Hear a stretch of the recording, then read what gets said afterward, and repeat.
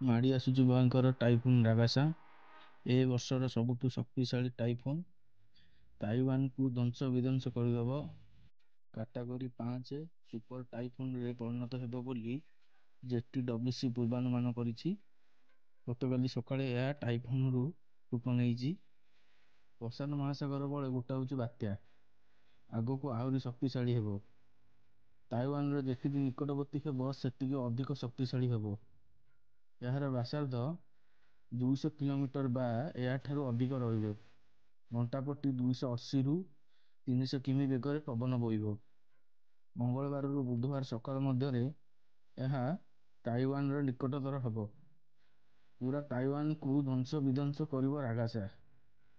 ଖୁବ୍ ଜୋରରେ ପବନ ସହ ପ୍ରବଳରୁ ଅତି ପ୍ରବଳ ବର୍ଷା ହେବ ବୋଲି ପୂର୍ବାନୁମାନ କରିଛି। ହଁ ଦର୍ଶକ ବନ୍ଧୁ, ଧ୍ୱଂସ ବିଧ୍ୱଂସ କରିଦେବ ରାଗାସା।